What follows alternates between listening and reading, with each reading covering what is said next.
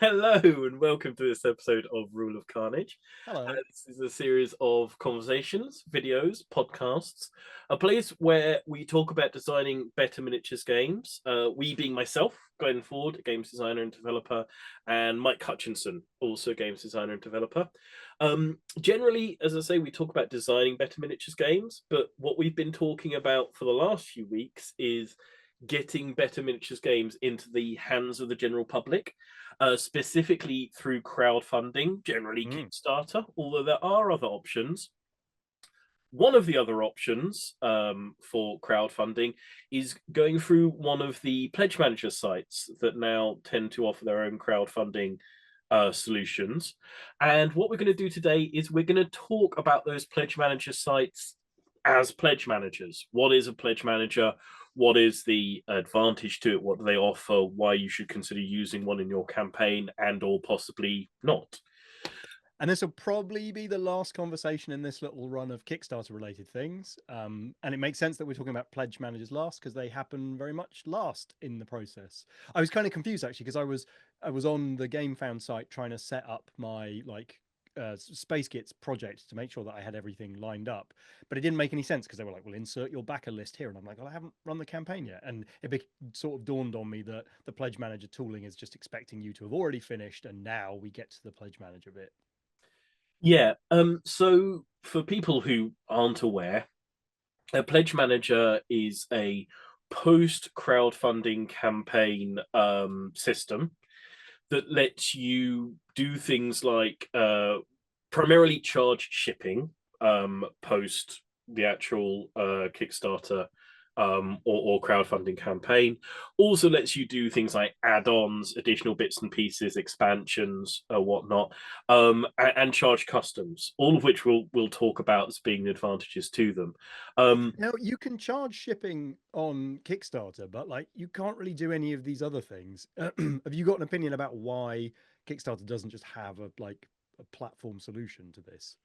Um, well, yeah. So, like, the thing you got to remember about Kickstarter is historically it's meant to be this sort of whatever you want to call it, umbrella thing of multiple different sorts of campaigns. It's got Right, for movies and video games and yeah, and ballet performances and music and etc. etc. So like, although at this point, like over half of all the projects and over half of all the money on Kickstarter is in the tabletop games category, it is not itself a tabletop games crowdfunding system. It's for crowdfunding all sorts of things, many of which simply don't have physical rewards of any kind, and most of the ones that do have physical rewards have relatively simple physical rewards where it's just a simple like charging basic shipping at the point of sale. hmm. It is pretty reasonable, and a lot of the ones that also offer physical rewards that can be fulfilled relatively close to the campaign ending. The tabletop games category situation is sort of not something that Kickstarter was set up for becoming the main thing that happened. This Right. thing where you need to charge shipping for something with multiple different like sizes and weights, and where you might be shipping 12 months after the campaign has ended. Hmm.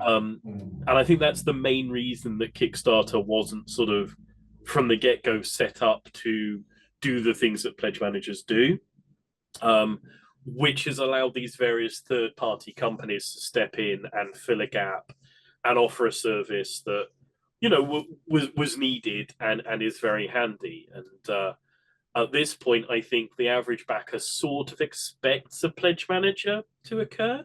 I Um, think so. There's an element to which like it feels more professional, it feels more real, or you sort of expect there'll be this secondary stage, particularly when it comes to miniatures related things where you might expect to be able to reconsider like which miniatures you've selected as part of the campaign or something. Yeah, so as I think I sort of mentioned, there's really sort of three general things that I think are good reasons and for why you might consider a pledge manager. Hmm. Um, And I think the thing you're sort of touching on there with like add-ons and giving people the opportunity to upgrade would be what I think of as like the additional revenue option to it. So The upsell. to yeah, partly it's the upsell, partly it's the additional revenue stream. So when you set up a pledge manager, and this is true whether you do it on BackerKit, whether you do it on GameFound. I'll talk mostly, I think, about GameFound because it's a site I currently have the most experience with, and it's the site that I personally would recommend, and it's the one that I've used. Well, what was when I used it, CrowdOx, which I now think has like been folded into BackerKit. So essentially, use BackerKit, and I've used GameFound. I haven't used any of the other pledge managers, and I think I would in the future be sticking with GameFound. Although I might try out some of the others as like an experiment in order to sort of be able to suggest what's a good idea or not. But when you set up your pledge manager on one or another of these sites, you'll also have a late pledges version of your campaign available. So when you open your pledge manager on one of these third-party sites, you'll have a late pledges version of your campaign available, where people will be able to go by, post the main campaign, and pledge completely fresh, not just doing add-ons, but like new people can come to your campaign, can pledge who've never seen it before.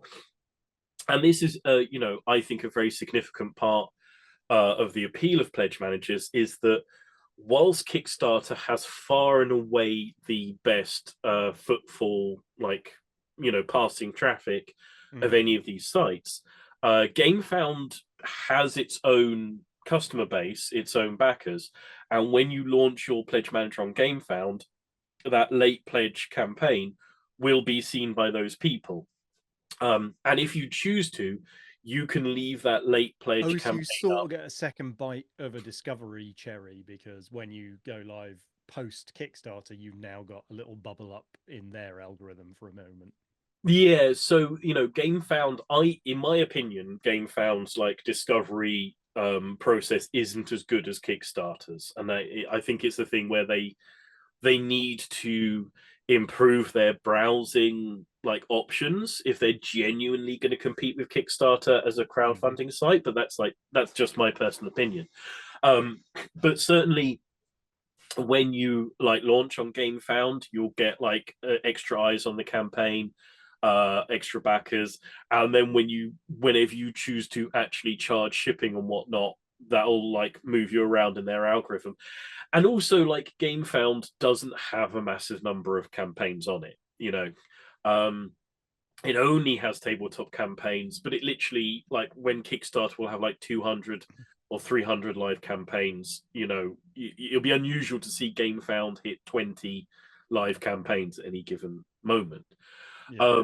So you get extra eyes on it from that. And yeah, as you say, the upsell is the other point where, like, you charge people for the Kickstarter, in 1 month, around one paycheck, at one point in their sort of financial, ebb and flow.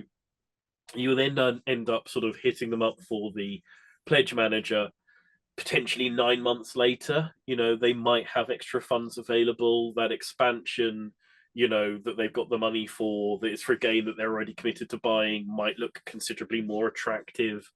And you might manage to sort of get more people to upsell and bump up and put more money in. I mean, I haven't, when I've used GameFound, I haven't seen a huge amount of people bumping up levels and getting extra expansions, but it happens a bit. I've seen more like new people coming in than people bumping up their old pledges, but that's pretty anecdotal evidence. So yeah, I think the first main thing about a pledge manager, as I say, is that additional revenue stream, something you can leave up for as long as is sensible for you to like keep bringing in new customers, depending on like how you're running your stock management. The second, I think, very significant thing, and this is a little bit technical, but hopefully we'll talk about some of the aspects. of why you might want to use something, particularly like GameFound, is customs charging. So customs, particularly if you're shipping into the EU, where I mean, I found that for most campaigns, it's about 40% US, 30% EU, and then like 20% UK, but that's because I think in the UK, and then 10% rest of the world. Right. So the EU is a very significant source of backers and income. And obviously, if you're not in the UK can be a very significant source and also requires customs charges. And the EU and the UK requires, customs charges on every package that's sent into them. If you don't find out some way of paying those customs charges for your backer, then they will get charged by the mail carrier when it arrives at their door, which is annoying and frustrating. And also, the mail carrier will charge handling fees, which, in my experience, are borderline extortionate, but they're very significant amounts of money. And for some games, smaller games, can be as much or more than the cost of the game. So ideally, you want to figure out some sort of way of charging customs for your European backers to save them this problem. GameFound is one of the ways that you can do that. So when you set up a GameFound campaign, there'll be an option to it'll literally be a tick box of, I want to charge customs for these countries. GameFound has them preloaded as percentages, which should be the correct percentages. Technically, you are meant to check all those percentages. You are the one legally responsible if one of the percentages turns out to be wrong. I think that given that there are like 30 something EU countries, and I wouldn't really know where to find out the correct shipping customs percentages for them anyway. I'm gonna take GameFound's math on that one, frankly. And then what GameFound will do is they will charge that percentage from your backer. They will take that percentage directly and give it directly to the country in question, the customs region you're charging it for, and they will give you two numbers. Actually, technically, you have to ask GameFound for the first number, which is their IOSS number. That is the number that refers to them as a company and identifies them to the customs authority. If you shipped anything through eBay or Amazon or anything of that nature, you'll see that they will give you an IOSS number that you can put onto packages when shipping into the EU, which does very much the same thing. And then they'll also give you a public identifier number for the customer in question. You'll put that onto the customs form as well, and that tells customs that are receiving the thing where they can find out that the proper customs charge has been paid for that particular individual. And then it goes through customs without anybody being charged any extra money, and things being lovely and smooth for your customer. For me, that process is the thing that makes using GameFound an unquestioned thing that I will do like in perpetuity. I don't think I really need any of the other features of a pledge manager. That one I think is just so invaluable. It's so useful. And it probably gets more valuable over time. Like if other countries are looking over at the EU and going, charging import tax on the way in for this small stuff does seem kind of tasty, then this will just get more and more valuable and more relevant to more creators, I guess. We don't, who knows what the political situation is going to be in like 6 months' time at the moment. But, we've just recently seen that the US has removed its minimum order exemption for packages shipped from China. If they do that for packages shipped from everywhere else, then that that service is going to be insanely valuable because the US remains the main consumer of like of games, and most of your backers will be from the US. So if suddenly you have to pay customs shipping things into the US on orders of any amount, yeah, that'll be massive, and it'll be an absolute necessity to use it at that point. Um, yeah, the other options for paying customs charges are direct duty paid is like basically when you go through the IOSS number, the company with the number charges the customs and automatically pays it to the government in question.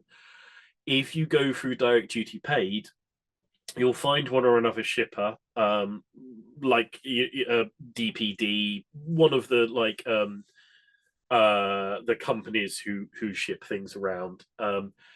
You can then ask them to pay the customs for whatever you're shipping, to the government in question.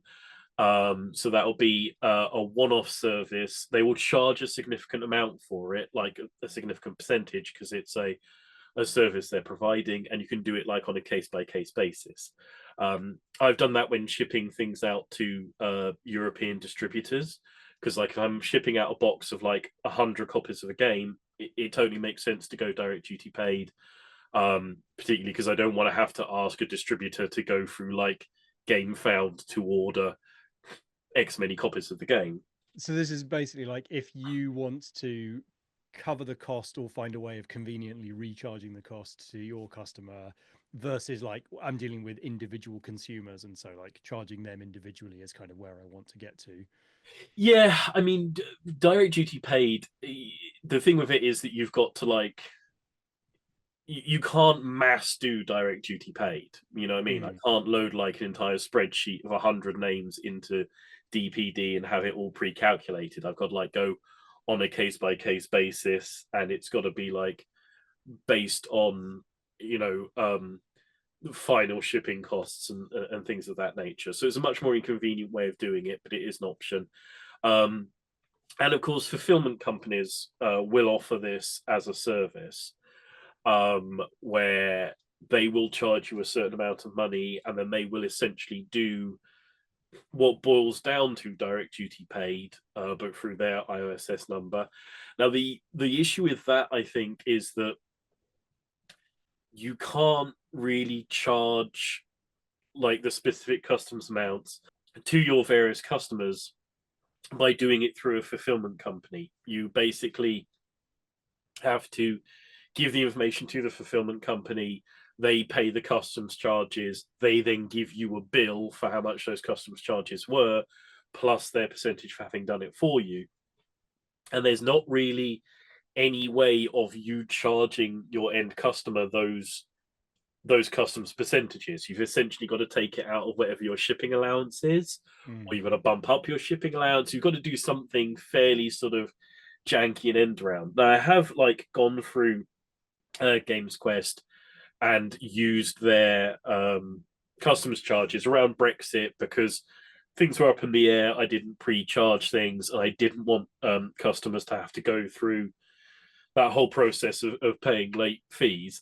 And basically, I just ate that cost. I just paid the amount of money out of my pocket, because I think that if you do it through a fulfillment company, you're basically going to have to pay it out of your own pocket rather than sort of charging it properly, as it were. Um, yeah, so I think Yeah, like this part is news to me because I think I'd got a bit tangled up in understanding which of my two partners to get the EU taxes paid, and I'd been sort of ending up talking to Games Quest about it because they offer it as a service and they talk about it as one of the services they are, and they'd sort of been asking me some questions like, well, have a chat with GameFound to figure out like what you're going to do for you over there, but I hadn't really understood that what I want to be doing is charging customers individually where a sales tax or custom charge will apply. And so that, as you're saying, is something that I would do in my pledge manager. And so I will do it in GameFound because I am also going to be using GameFound in this instance. Yeah. I think if you go through it for a fulfillment company, you've got no actual way of charging the actual customs charges. Where, if, like I say, if you do it through GameFound, it's all automated, it's all the actual correct amount of money, and Mm. it doesn't have to come out of your pocket in any way, sort of shape or form. Plus the service on GameFound is totally free. You're not paying Mm. like a percentage for it, because they do it in exactly the same way that, as I say, eBay, Amazon, all those companies do it. They are required to do it. It is a legal requirement that companies that sell things on a marketplace offer this service. If you're going for a fulfillment company, they are choosing to offer it as a service to you. They are not required to do it, and therefore they're gonna charge a fee because of that. Mm. So I think, like, definitely using the customs charging process through GameFound, I think is massive. It's just, it makes life so much less of a headache. So when you go to export your backer details on GameFound, there's a little drop down menu that will even have like the options for the main like fulfillment companies, and you can click on your fulfillment company. I'm pretty sure Games Quest are on there. I'm not entirely certain. You can click on that, and then it'll export all the results in the format that that fulfillment company wants to receive them. So you don't even need to like mess around with spreadsheets and tables and things. You can literally click a drop down, click a button, send that directly over to your fulfillment company without even looking at it, and they'll auto complete like all of the customer shipping options.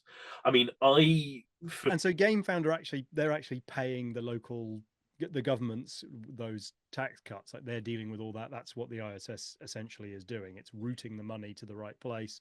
It's already been paid by GameFound. They're just passing on like a proof to your fulfillment company that that has been all tidied up, and then there's a number that's the essentially the receipt ID for that proof, and then on the way in that number can be checked. Yeah, basically, if you go through GameFound to pay customs charges, it's essentially all automated. It all automatically happens.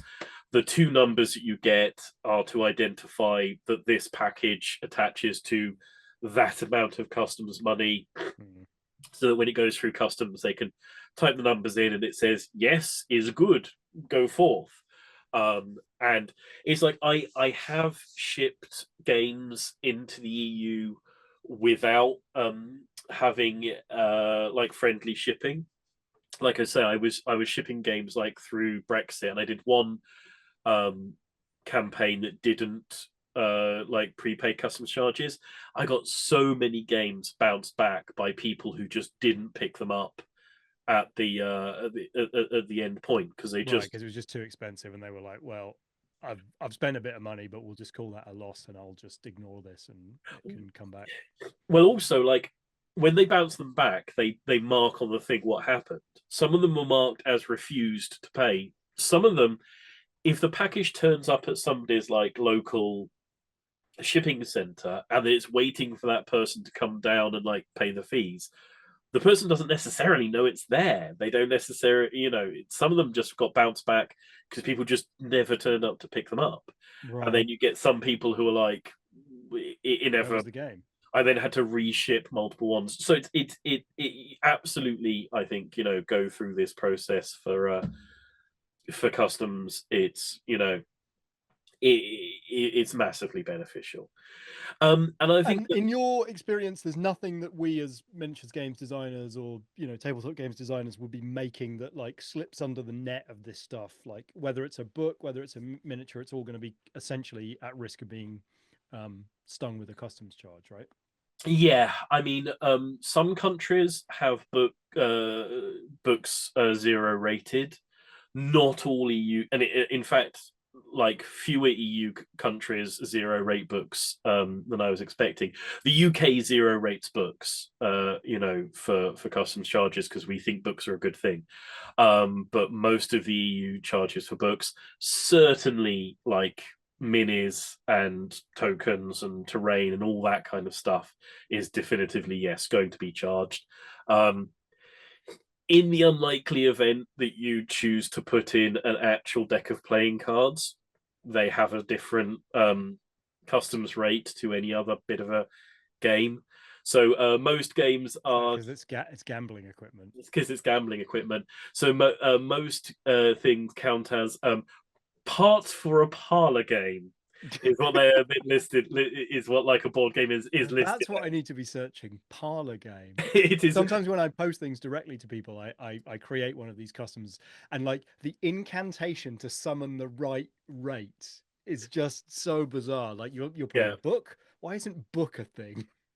Yes, for I don't know why, but tabletop games are a subsection of a subsection of a subsection on the custom system, and they Parlor are game. contained within parts for pinball machines and parlor games is where board games come out at. It's like why pinball machine? But anyway, yeah, the whatever it is 9546000, which is like the customs code.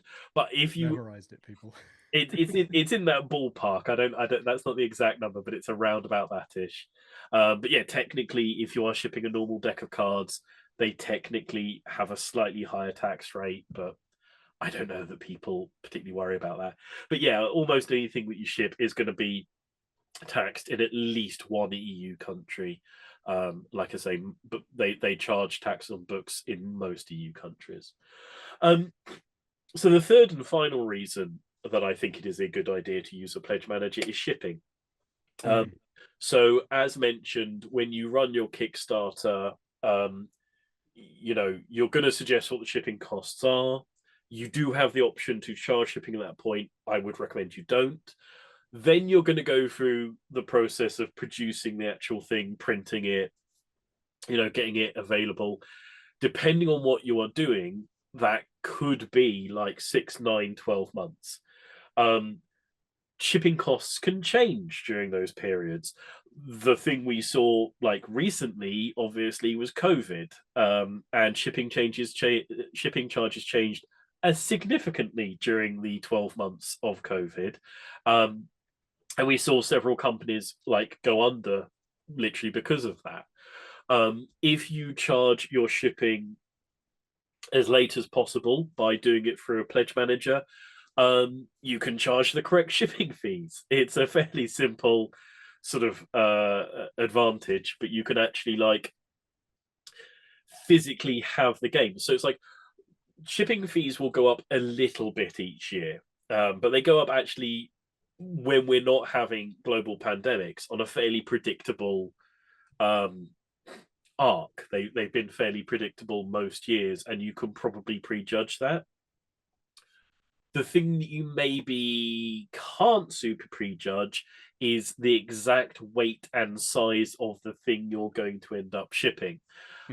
If you're putting like minis into a box, if you are asking a fulfillment company to put minis into a box and they're going to package it in a way that they think gives you the best like possibility of all those minis getting to their end destination in a good state, you can't really pre-predict how big of a box they are going to actually use for that. And they won't always tell you ahead of time because they're going to want to see the product and do the right job for it. And frankly, a few millimeters either way or a few grams either way can jump you into a whole different shipping category. And specifically for certain countries, if you're shipping anywhere in the world, jumping from one shipping category to another, if you're shipping to somewhere like Japan from the UK, can go from being like a 30-40 quid shipping charge to a 200 pound shipping charge. Hideous. And when that sort of pops up out of nowhere because you haven't pre-weighed things, you haven't pre-checked things, you end up having to basically eat that cost. In my experience, and I think the right thing to do is to eat that cost. Right. Yeah. You eat that cost and then you adjust for next time round. Yeah, ideally. But if you can physically have the product, you can have it in the box. Your fulfillment company can tell you this is exactly how much it will cost to ship that pledge level, that pledge level, that pledge level, because we physically got the stuff in our warehouse and we have put it into a box, and they'll take photos of how they're choosing to package it for you, and you Oh, will say really? that looks like splendid packaging, well done, everything will be like fully protected. Yeah, this is something I'm kind of thoughtful about for Space Gits, because Space Gits right now, like, it looks like thanks to Cromlech's involvement, like I'll have a reasonable like spread of different kind of miniature packs or whatever that you can add. And if I'm then offering people add-ons and stuff, like it could be really unpredictable what size of like stuff they end up putting in. And so like I guess there's a part of me that's like listening to this going, maybe I should just limit to like a couple of set sort of selections of things, but at the same time, like, well, if you want to buy 3 of the exclusive miniature, like who am I to stand in the way of your money? But you know, it creates all this variability and unpredictability, which is why I'm certainly going to be charging shipping at the very last minute for Space Kits for Yeah, I mean, sure. But equally, it's like, well, does this actually affect the way that you think about your tier levels and your add-ons to in order to reduce the risk yeah, I or mean, reduce the variability?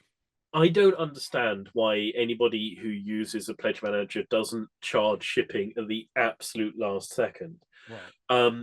You know, the two possible issues are, you know, you slow the process down. You Mm-hmm. know, if you wait until things are physically at the warehouse and then you start charging shipping, then Then you've got a couple of weeks or whatever where people need to read their emails and pay the shipping. yeah, and you're And gonna have you've got the laggards like me that don't ever read the email and yeah, end up and stuck. people are going to dribble in as time goes on, and you Right. don't necessarily know. And if it's at a fulfillment company, you're potentially paying warehousing like over those later weeks. But Mm-hmm. if your intention is to basically drop ship with the fulfillment company for the next couple of years anyway, what does that matter? Um, and it's as I say, the fulfillment company will choose a packaging option and they'll show you that packaging option, and then they will give you the exact costs. And then if you've already got things with the fulfillment company and they tell you the exact costs, and that's when you're going to charge shipping, you are you're bulletproof. You can't mess that up. They will tell you a number, you will type the number in, people will pay that number. There can be no failure, there can no be like no money is going to come out of your pocket at that point. You're going to charge the Mm. shipping that it actually costs. Because the other possible issue is shipping on Kickstarter is subsidized massively. Every company subsidizes their shipping because people don't like paying shipping, and the company would rather charge you an extra $5 for the game than charge you an extra $5 for the shipping Mm. because you think you're getting better value that way. If you are totally honest with the shipping costs, people will think you have expensive shipping costs. Right, they just will. Yeah, but you can still make your subsidizing a sort of a regular level with each game, and it doesn't necessarily, and then the amount you charge can vary because you're sort of topping Which that is up. real tricky because like this probably won't affect me initially, but like if I was a manufacturer who was planning to go to retail, then it might seem reasonable to the backer that they're receiving this game at a discount compared to what it will eventually sell at retail because I'm taking the risk on, this early stage and I'm betting on you. But, you know, those retail copies, I guess those retail copies don't need to include the premium to cover some proportion of the shipping, but then I guess they have to include the premium that includes the 30 to 50% retail cut anyway. So yeah, maybe it does wash out.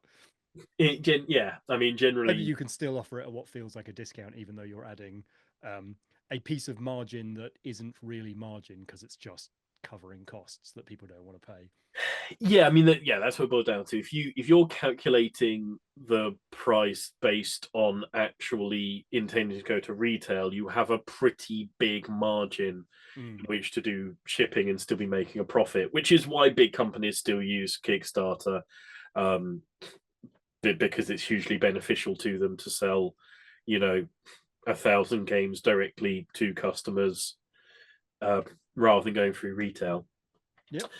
So yeah, I think those are the basic reasons why I would recommend using a pledge manager, and I would recommend using GameFound. Mm-hmm. I'd say the other companies, there are pros and cons. So the main one I would say is that Backer Kit, places like that, um, they will give you a dedicated project manager, and that dedicated project manager will be very proactive and will reach out to you and ask you what you need, and etc., because you are paying significantly more. Backer Kit is much more expensive in that GameFound is free for the actual pledge management bits. You pay a Yeah. percentage on like new backers, but the pledge management parts, it's a free service basically. If you go through Backer Kit, they'll charge you almost every point, and they have minimum charges. They'll even charge you a certain percentage on orders that you import that they have nothing to do with like getting for you. Um, and what you get in return for that is a dedicated person who will guide you through the process and will very proactively try and like help you out and direct you through things. If that's something you think would be very valuable to you, you might want to consider Backer Kit. You will be paying for the service, but some people would really, really, like to be guided through it. And it's not like GameFound will give Yeah, I you. mean, like I was a little bit tempted, given this is my first time through, and I sort of don't know what half the terms mean. And even through this conversation, I'm realizing that I've misunderstood something that Games Quest has been telling me, and maybe I'm buying a service that I don't need. So, you know, Mike that spends money on the wrong like iOS service, he could have been spent that money on not making the same mistake and ended up equally as out of pocket, but more educated. Yeah, possibly. Yeah, So so yeah, it's I it's mean, tricky to know. yeah, GameFound will give you a project manager, but it'll be much more on the lines of you ask him for the IOSS number and he tells you the IOSS number and he'll set your project to go live on the date you want it to go live, rather than he'll be like, do you need anything? How are things going? Can we help with this? Can we help with that? Um, Personally, I didn't find the service of Backer Kit worth the money, but I don't have very complicated Kickstarters, and I don't particularly want to avail myself of their range of other services like advertising, etc. If you Mm. want a more complete package, you might want to consider Backer Kit, or one of those other options, because they do have like a range of things like fulfillment services, advertising services. I think you can go through them to try and get into distribution and things like that. Equally, though, Games Quest and many good fulfillment centers have all of that available. Games Quest has an option to go through them to get into distribution, and use them for advertising. So, these services are available in various places. Right. I think that's about everything that I have to say about pledge managers. I think for now, Great. It's a bit of a curious part of the because it's like as part of the figuring out Kickstarter, I found that the pledge manager bit, it's wired into another couple of other boxes in this sort of notional diagram of how to get it done. It's not 100% obvious like why and where everything plugs into everything. So it's been really awesome to have that sort of explained in detail.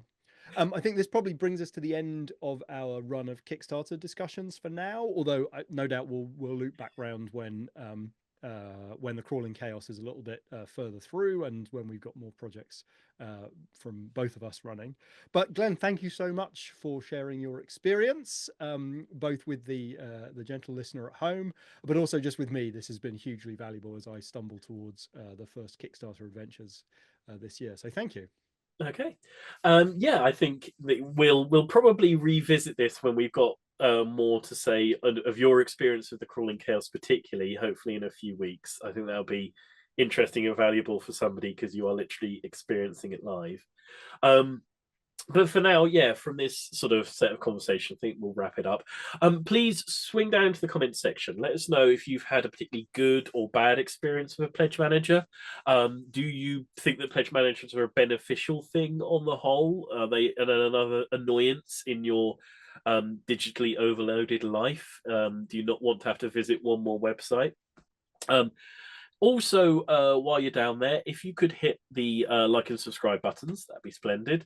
And then check out the links section. There'll be a link in there to the Crawling Chaos, which will still be live when this goes up.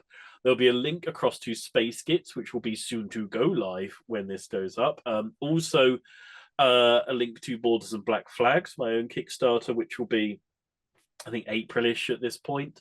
There'll be links across to our Discord where you can come and have conversations with us about all these things, and our Patreons where you can support the channel, and our websites where you can buy things from us directly in order to support the channel.